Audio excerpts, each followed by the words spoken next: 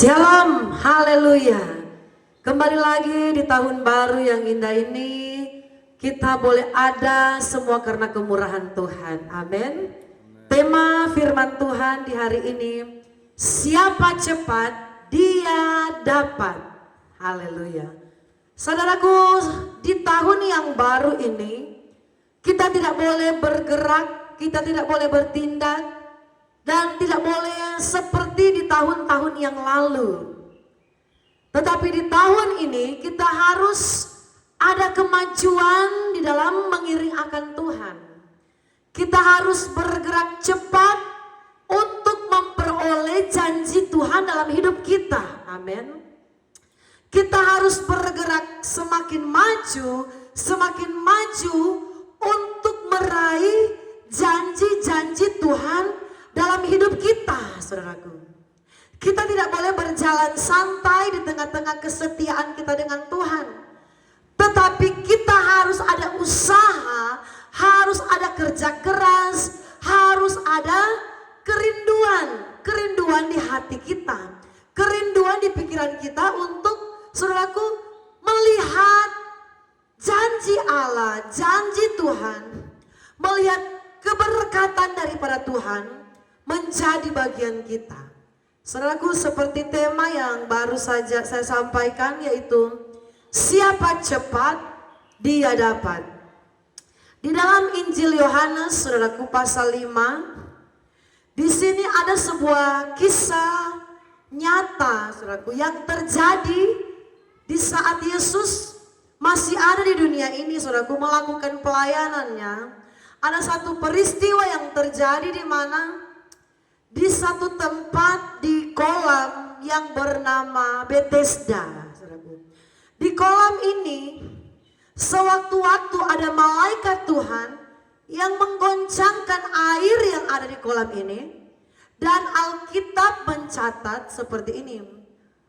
Orang yang pertama kali masuk di dalam kolam ini, saudaraku, di saat airnya bergoncang, apapun penyakitnya, saudaraku, apa saja penyakitnya, ketika dia yang paling pertama masuk di kolam itu, dia pasti akan sembuh.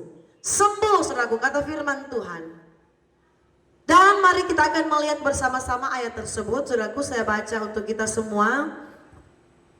Untuk menjadi dasar kita akan merenungkan firman Tuhan. Yohanes 5 ayatnya yang ayat pertama, saudaraku, sampai ayat yang ketiga dulu kita baca. Penyembuhan pada hari Sabat di kolam Bethesda, ayat 1 sampai ayat 2. Ayat 3. Sesudah itu ada hari raya orang Yahudi dan Yesus berangkat ke Yerusalem. Di Yerusalem dekat pintu gerbang domba ada sebuah kolam yang dalam bahasa Ibrani disebut Bethesda. Ada 5 serambinya, dan di serambi-serambi itu berbaring sejumlah besar orang sakit, orang buta, orang timpang, orang-orang lumpuh yang menantikan goncangan air itu. Saudara perhatikan di ayat 3 itu jelas mengatakan di serambi-serambi itu berbaring sejumlah besar orang-orang sakit. Ada orang-orang buta, orang-orang timpang, orang-orang lumpuh yang menantikan goncangan air itu. Saudaraku, cerita ini atau peristiwa ini banyak sekali orang-orang yang standby, saudaraku. Standby menunggu kapan, saudaraku, air itu akan bergoncang. Dan siapa saja yang terdahulu, saudaraku, atau yang paling cepat masuk di dalam kolam itu, saudaraku, menceburkan diri dalam kolam itu, pasti dia akan sembuh.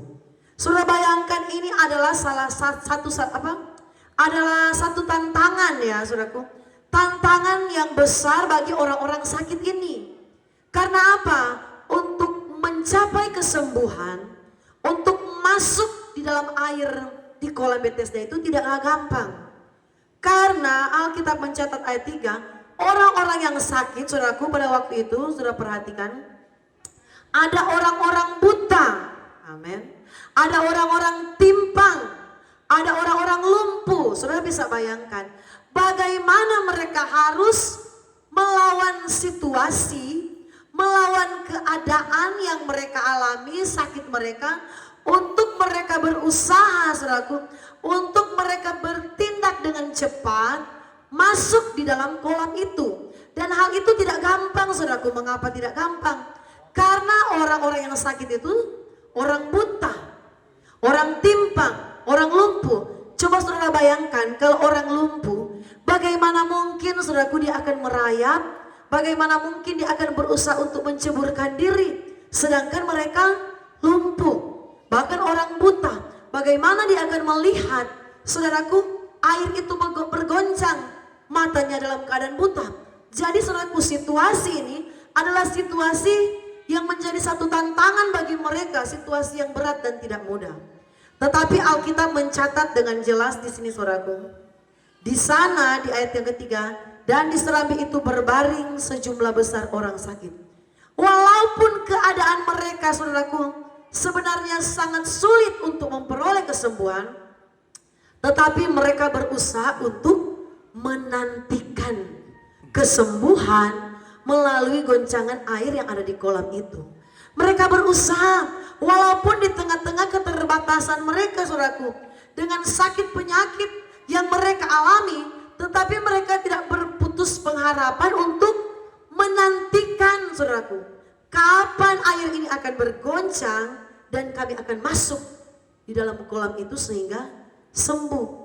Dan saudaraku, syarat yang ditulis oleh Alkitab ini, yang akan sembuh ialah orang yang paling cepat. Amin. Paling cepat, paling pertama, paling terdahulu masuk di dalam kolam itu di saat air itu bergoncang. Saudaraku, ini merupakan satu gambaran di hari-hari ini, saudaraku, kita bukan berada lagi di depan kolam Bethesda, di mana kita sementara menantikan air itu bergoncang. Tetapi ini adalah gambaran kekristenan kita di akhir zaman. Amin. Gambarannya seperti apa? Orang yang bergerak cepat, saudaraku, bergerak cepat kepada sumber mujizat, dia akan mengalami mujizat. Sumber mujizat di hari ini, saudaraku, bukan lagi kolam Bethesda yang bergoncang, tetapi sumber mujizat yang ada di akhir zaman ini, sekarang ini, sumbernya ialah Yesus Kristus Tuhan kita. Orang yang bergerak cepat datang mencari Tuhan, orang yang bergerak cepat ada keinginan untuk maju di dalam Tuhan, saudaraku, dialah orang-orang yang akan mengalami mujizat Tuhan, saudaraku. Mujizat Tuhan dalam hidupnya. Saudaraku, saya percaya kita merindukan mujizat Tuhan dalam hidup kita. Baik mujizat di tengah-tengah pekerjaan, baik di tengah-tengah pergumulan, baik di tengah-tengah usaha, bahkan mujizat yang terpenting yang harus kita minta di hari-hari ini, yaitu apa? Disembuhkan Tuhan dari sakit-sakit rohani, saudaraku. Sakit rohani ini jangan kita anggap enteng. Sakit rohani ini perlu disembuhkan oleh Yesus Kristus. Dan banyak orang Kristen, saudaraku, tidak menyadari bahwa hidupnya sekarang ini masih diliputi dengan penyakit rohani, saudaraku. Banyak yang tidak menyadari bahwa saat ini banyak orang Kristen yang, saudaraku, ada dalam keadaan sakit-sakit rohani. Baik buta rohani, amin. Buta rohani banyak sekali, saudaraku. Baik timpang rohani, baik apalagi yang namanya lumpuh rohani. Orang Kristen banyak lumpuh secara rohani. Kaki dua lengkap, saudaraku, sempurna. Tetapi kaki iman mereka lumpuh, saudaraku. Mata mereka tidak buta, sempurna. Tetapi mata rohani mereka buta, saudaraku. Dan itulah yang kita perlu di hari-hari ini. Kesembuhan secara penyakit rohani kita alami dalam hidup kita. Saudaraku, mari kita bergerak cepat di hari-hari ini. Banyak orang merindukan berkat jasmani mengalir. Banyak orang merindukan berkat promosi terjadi. Banyak orang merindukan usaha naik. Tetapi sebenarnya yang Tuhan rindukan bukanlah hal-hal duniawi yang terjadi atas hidup kita. Memang Tuhan mau kalau kita ini diberkati secara berkat jasmani. Tetapi saudaraku, terjadi dulu yang namanya pemulihan di dalam hidup kita dulu, saudaraku. Terjadi dulu yang namanya kesembuhan rohani dulu, saudaraku. Kesembuhan iman, saudaraku, yang mungkin dulu kita ini buta rohani harus disembuhkan. Cara pandang kita yang masih cara pandang tidak ada pengharapan, itu yang harus disembuhkan dulu oleh Tuhan. Buta secara rohani, mata kita, saudaraku, sudah melihat pelayanan yang membutuhkan pribadi kita, saudaraku. Kita menutup mata untuk berbuat kebaikan dalam pelayanan. Itu yang harus disembuhkan dulu dalam hidup kita. Barulah yang namanya berkat jasmani, berkat keuangan, kelimpahan mengalir dalam hidup kita. Karena kalau rohani kita belum disembuhkan oleh Tuhan, masih ada sakit-sakit rohani yang ada dalam diri kita, itu artinya kita belum siap terima berkat Tuhan. Karena ada banyak orang Kristen, ketika dia terima berkat jasmani dari Tuhan, rohaninya belum siap, saudaraku. Rohaninya belum siap untuk menerima berkat keuangan, berkat promosi, berkat segala rupa yang berbicara jasmani. Bukan berkat itu membuat dia semakin mengasihi Tuhan, semakin rajin ibadah, semakin rendah hati. Malahan promosi itu, keuangan itu yang semakin naik, dia salah pergunakan. Bahkan sampai rohaninya mati. Saudaraku, kita harus bergerak cepat di hari-hari ini. Siapa yang mau bergerak cepat, memohon pemulihan Tuhan, memohon mujizat Tuhan terjadi dalam hidupnya, saya percaya mata Tuhan sementara tertuju kepada orang tersebut, saudaraku. Saya percaya mata Tuhan sementara memperhatikan, saudaraku, siapa di antara orang percaya, di antara kita yang mau ada gerakan maju, saudaraku. Kita harus belajar maju di hari-hari ini, saudaraku. Hari-hari ini bukanlah hari-hari yang seperti dulu-dulu, tetapi hari-hari ini adalah semakin dekat kedatangan Tuhan. Kita harus berusaha minta kepada Tuhan, Tuhan, saya rindu di hari-hari ini, rohani saya ini dipulihkan oleh Tuhan. Kemalasan, sakit-sakit malas, dalam nama Yesus tidak ada lagi dalam setiap orang percaya. Saudaraku, penyakit malas ini paling banyak sekali di antara orang percaya. Banyak sekali. Dan penyakit malas ini tidak boleh dianggap sepele. Karena malas ibadah rohani mati. Amin. Karena malas ibadah iman tidak bertumbuh. Karena malas ibadah, saudaraku, hidupnya ya foya-foya. Karena jauh dari Tuhan, jauh dari persekutuan dengan Tuhan, jarang dengar firman. Saudaraku, di hari-hari ini kita membutuhkan firman. Penuhkan bejana hidup kita dengan firman Tuhan, saudaraku. Hidup kita ini harus dipenuhkan dengan firman Tuhan. Orang yang bejana hatinya kosong dengan firman Tuhan adalah orang-orang yang gampang jatuh. Orang-orang yang gampang tersesat. Karena apa, saudaraku? Ada satu saat firman Tuhan berkata, orang-orang akan mengembara dari timur ke barat, utara ke selatan. Mengembara untuk apa? Untuk mendengarkan firman Tuhan. Tetapi firman berkata, firman Tuhan sudah tidak ada lagi. Judul yang diberikan Lembaga Alkitab Indonesia, lapar dan haus. Saudaraku, kalau kita mau lapar dan haus, nanti ketika firman Tuhan sudah tidak ada, sudah tidak berguna lagi. Percuma. Tetapi sekarang ini, saudaraku, firman Tuhan tersiar lebar di mana saja kita dapat mendengarkan firman, di mana saja, di HP kita, di gereja kita, firman Tuhan sementara disampaikan. Mari kita ada tindakan, bergerak cepat di dalam Tuhan. Siapa yang cepat, dia akan mendapatkan pemulihan dari Tuhan.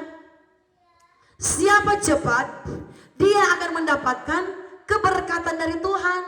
Sebab itu Tuhan tidak mau orang Kristen di hari-hari ini menjadi orang Kristen yang lambat, menjadi orang Kristen yang lamban, saudaraku, yang lama pertumbuhan imannya. Kita harus bergerak Saudaraku, kecanggihan teknologi sekarang sementara bergerak maju. Baik di robot-robot yang kita lihat, perkembangan dunia ini semakin canggih, semakin maju.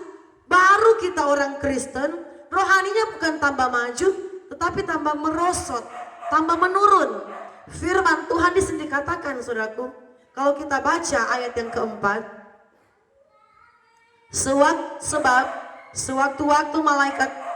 sewaktu-waktu turun malaikat Tuhan ke dalam kolam itu, menggoncangkan air itu. Barang siapa yang terdahulu masuk ke dalamnya, sesudah air itu bergoncang, menjadi sembuh apapun juga penyakitnya. Saudaraku, ini gambaran apapun juga keinginan kita, amin. Apapun juga doa-doa kita, apapun juga harapan kita, kalau kita berusaha ada saudaraku, ada gerakan untuk cepat di dalam Tuhan, ada pergerakan mau maju di dalam Tuhan, kita mau bergerak cepat dengan Tuhan, kita mau benar-benar mau bersungguh-sungguh hati dengan Tuhan, maka kita akan melihat Tuhan membuka jalan dalam setiap pergumulan kita. Tuhan menolong dalam setiap kerinduan kita, saudaraku. Jangan kita bermalas-malasan, jangan kita berpangku tangan, jangan kita bermasa bodoh, saudaraku. Tetapi kita harus berusaha supaya apa yang kita rindukan terjadi atas hidup kita. Caranya apa, saudaraku? Kita harus standby. Pertama, orang Kristen harus berjaga-jaga. Seperti orang yang ada di kolam Bethesda ini, mereka menunggu. Ketika terjadi goncangan, mereka ada namanya, saudaraku, persaingan. Siapa yang lebih dulu untuk masuk? Di dalam dunia sekarang ini, saudaraku, harus ada persaingan. Bukan persaingan negatif, siapa yang paling bajunya paling keren. Bukan persaingan yang seperti itu, siapa yang tasnya paling mahal, siapa yang saudaraku, model yang terbaru ketika beribadah. Tidak persaingan yang seperti itu. Tetapi harus ada persaingan iman.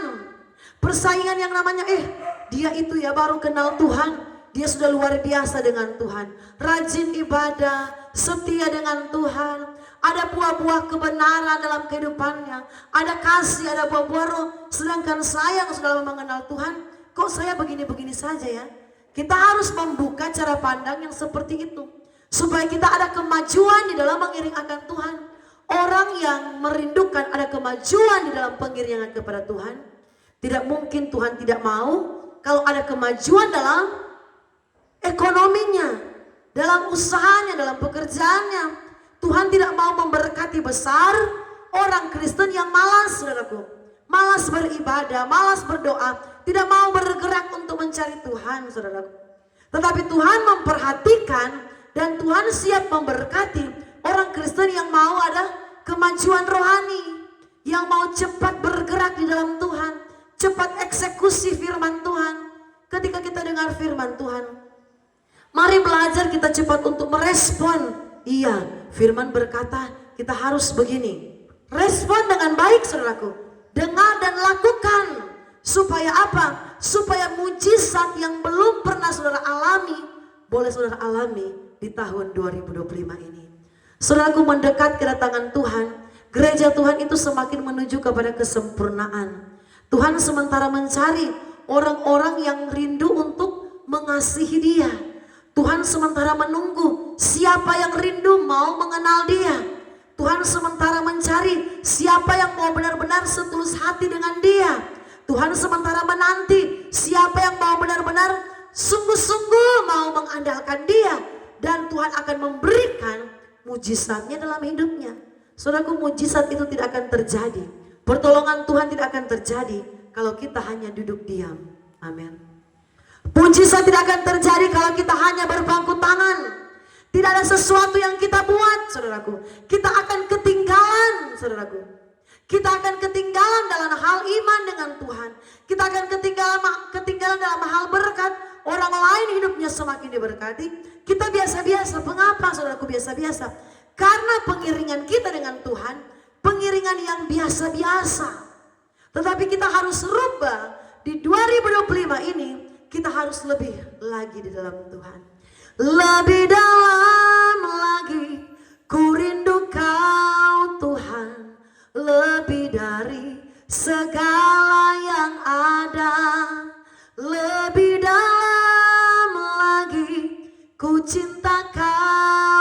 Yesus, ku mengasihimu. Kita harus lebih lagi di dalam Tuhan, supaya Tuhan lebih lagi memberkati hidup kita. Kita maunya diberkati besar, tetapi kesetiaan kita kecil. Bagaimana seimbang, saudaraku? Apakah itu seimbang? Apakah itu adil di hadapan Tuhan? Kita mau, saudaraku, diberkati besar, tetapi doa kita dengan Tuhan sedikit. Kita mau melihat mujizat Tuhan besar, kita berkorban dengan Tuhan sedikit. Kita memberi dengan Tuhan sedikit, saudaraku. Bahkan sampai hari ini, saya perhatikan orang Kristen masih ada yang memberikan dengan persembahan 1.000. Saudaraku, kami di Jayapura ini kalau 1.000 kami berikan kepada tukang parkir, dia marah, saudaraku. Dia tidak terima parkiran motor harus 2.000 atau 3.000. Saudaraku, saya percaya orang Kristen itu tidak miskin, tetapi orang Kristen yang banyak itu pelit, saudaraku. Ingat, saudaraku, dalam firman Tuhan berkata, orang kikir tidak akan masuk dalam kerajaan Allah. Saudaraku, kita berusaha. Kalau kita merindukan berkat besar, kita belajar memberi dengan berkat yang sesuailah dengan keadaan kita, saudaraku. Sesuailah dengan berkat yang Tuhan taruh dalam hidup kita. Saudaraku, di sini Tuhan berkata di ayat yang keempat tadi, barang siapa yang terdahulu masuk ke dalam kolam itu sesudah goncangan air itu, menjadi sembuh apapun juga penyakitnya. Yang menjadi inti di sini, saudaraku, siapa yang terdahulu, saudaraku. Jadi siapa yang bergerak pertama, siapa yang cepat, saudaraku, siapa yang cepat berespon firman, siapa yang cepat eksekusi firman, dialah yang akan melihat mujizat Tuhan, dialah yang akan mengalami pertolongan Tuhan, dialah yang akan mengalami keberkatan Tuhan, saudaraku. Tuhan sementara menanti kekristenan kita yang bergerak maju. Amin. Bukan kekristenan yang bergerak mundur. Bahkan yang bergerak di tempat, jalan-jalan di tempat, saudaraku. Tetapi Tuhan mau mencari orang Kristen yang bersungguh hati dengan Tuhan. Orang Kristen yang mau lebih lagi dengan Tuhan, lebih dalam lagi mengasihi Tuhan, lebih dalam lagi mengenal Tuhan, lebih dalam lagi melakukan firman Tuhan, lebih dalam lagi setia dengan Tuhan. Pokoknya yang semuanya lebih dan lebih, saudaraku. Tetapi kalau kita, saudaraku, malas, tidak mau ada kemajuan, saudaraku, Tuhan akan berkata, banyak orang yang merindukan saya. Banyak orang yang membutuhkan saya. Amen. Banyak orang yang lebih sungguh-sungguh daripada kamu. Amen. Tuhan bilang, mendingan saya berkati yang sana. Dia sungguh-sungguh kok. Dia rajin. Dia benar-benar berfokus. Dia benar-benar dengan kesungguhan hati. Mana mungkin saya mau cari kamu. Kamu yang biasa-biasa. Kamu yang cuma ya seperti itu. Sudah 2025 ini kita tidak boleh pakai seperti cara pandang lagi di 2024. Tahun bertambah tahun, saudaraku, hidup kita ini harus dewasa rohani. Tahun bertambah tahun kita harus lebih mengenal Tuhan Yesus yang kita sembah. Banyak orang berkata, saya tidak diberkati, saya tidak melihat kuasa Tuhan, saya tidak melihat pertolongan Tuhan. Karena apa? Mereka belum mengenal sungguh-sungguh Tuhan itu. Bagaimana mereka akan mengenal sungguh-sungguh Tuhan itu? Baca firman jarang, berdoa jarang, ibadah malas. Bagaimana, saudaraku? Kita akan merasakan bahwa Tuhan yang kita sembah itu Tuhan yang ajaib, yang tidak pernah meninggalkan kita. Saudaraku, siapa cepat dia dapat. Harus ada pertandingan, saudaraku. Harus ada pertandingan iman, bukan persaingan yang negatif, tetapi pertandingan iman itu harus ada. Kalau dia bisa mengasihi Tuhan, saya pun harus bisa. Kalau dia setia kepada Tuhan, saya juga harus setia dengan Tuhan. Kita harus ada sesuatu yang memacu semangat kita untuk mengasihi Tuhan. Orang Kristen di hari-hari ini harus bersemangat untuk mencari Tuhan. Walaupun kita ada masalah, walaupun ada tantangan, jangan biarkan masalah dan tantangan itu membuat iman kita loyo, membuat kita tidak bersemangat dengan Tuhan. Tetapi saudaraku, biarpun ada masalah, biarpun ada ujian, biarpun Tuhan ada badai, kita harus bersemangat untuk mencari Tuhan, saudaraku. Karena apa? Selama ada di dunia ini, masalah tidak akan pernah berhenti, saudara. Di dunia ini memang tempatnya masalah. Tidak ada masalah, saudaraku. Kalau selesai satu, pasti sedikit lagi ada masalah satu yang datang, masalah yang baru. Tetapi saudaraku, masalah itu Jangan sampai iblis masuk dalam hati kita dan seolah-olah mempengaruhi kita dan membuat masalah itu yang menghalangi iman kita. Kita harus menjadi orang-orang yang menang, saudaraku. Menang dari masalah, menang dari pergumulan, menang dari beban kita. Untuk apa? Supaya kita ada gerakan maju, bergerak cepat, saudaraku. Sudah waktunya, saudaraku, Tuhan melihat mana orang-orangnya yang sungguh-sungguh, mana orang-orangnya yang biasa-biasa, mana orang-orangnya yang ya kabur-kabur. Orang Kristen yang abu-abu, orang bilang, saudaraku. Ada lagi lagu sekarang, lagu dunia yang sementara tren, saudaraku. Kau hanya apa? Ternyata abu-abu, kau cuma tipu-tipu, kau hanya pura-pura. Saudaraku, itu lagu dunia. Tetapi banyak juga orang Kristen seperti itu. Kau hanya abu-abu, kamu hanya abu-abu, suka tipu-tipu, suka pura-pura dengan Tuhan, saudaraku. Tuhan tidak mau mencari orang Kristen dan Tuhan tidak mau memberkati orang Kristen yang abu-abu. Suka tipu-tipu Tuhan. Tuhan, saya berjanji Tuhan, saya mau rajin ibadah. Padahal saudaraku, ketika Tuhan sudah tolong masalahnya, akhirnya dia tidak ibadah. Padahal dia sudah janji, Tuhan, kalau Engkau berkati pekerjaan saya, Engkau berkati pergumulan saya mau lebih setia kepada Engkau. Ketika Tuhan sudah tolong pergumulannya, Tuhan sudah berkati usahanya, dia tidak muncul-muncul lagi di gereja. Berarti itu orang Kristen abu-abu, suka tipu-tipu, kok hanya pura-pura. Itu lagu dunia bilang, kok hanya pura-pura. Apa itu lagu? Kok suka foya-foya. Saudaraku, itu sudah cocok dengan keadaan orang Kristen yang abu-abu. Tetapi kita bukanlah orang Kristen yang abu-abu, tetapi kita adalah orang-orang Kristen anak-anak terang. Amin. Anak-anak terang berarti jelas, kerohanian kita ini jelas. Amin. Kasih kita dengan Tuhan ini jelas. Kesetiaan kita dengan Tuhan ini jelas, bukan kabur-kabur, saudaraku. Bagaimana Tuhan akan memberkati kita besar kalau iman kita iman yang kabur-kabur. Ini hari kita ibadah, 1 bulan kita cuti, bulan depan kita ibadah, 3 bulan lagi kita cuti, saudaraku, tidak muncul di gereja. Itu orang Kristen yang kabur-kabur, yang pengiringannya abu-abu dengan Tuhan.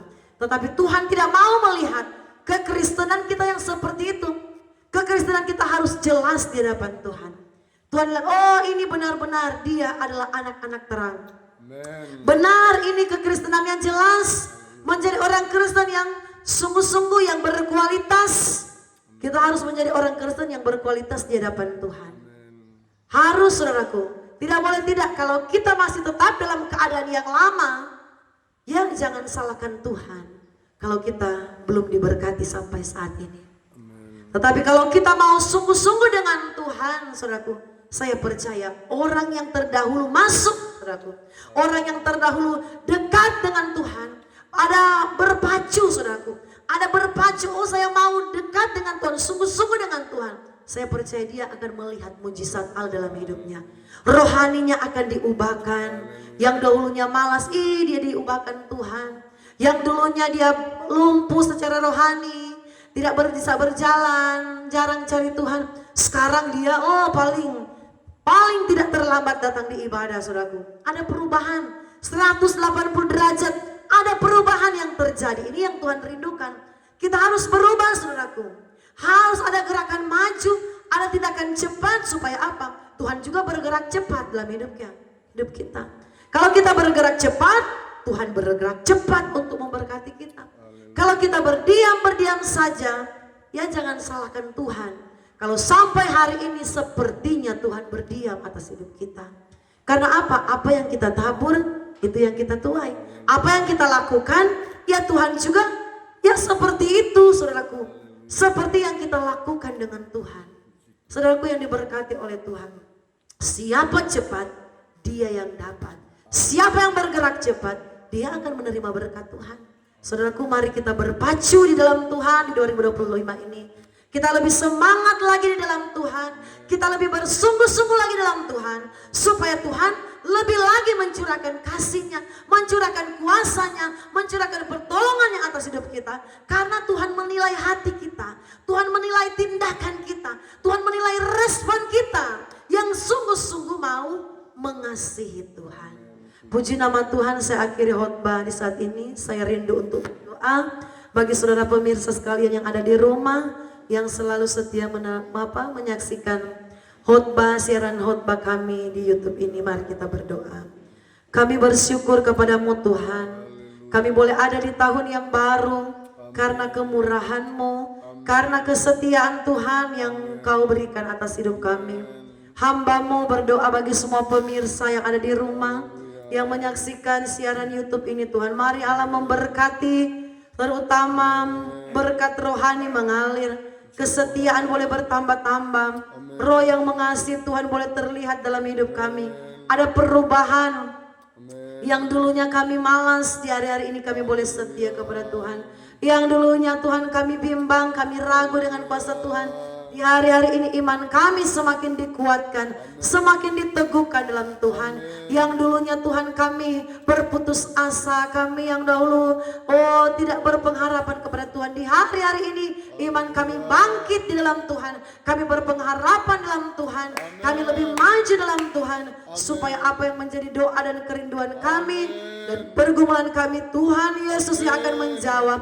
Tuhan Yesus yang akan memberkati dan membuka jalan segala doa-doa kami semua Tuhan. Kami percaya kuasa Roh Kudus yang akan mengerjakan semua itu dalam hidup kami. Kuasa Roh Kudus yang akan membuat hati kami semakin mengenal Engkau, semakin mengasihi Engkau sebagai Tuhan dan Allah kami dalam hidup ini. Dalam berkat nama Yesus Kristus hamba berdoa. Haleluya. Amin.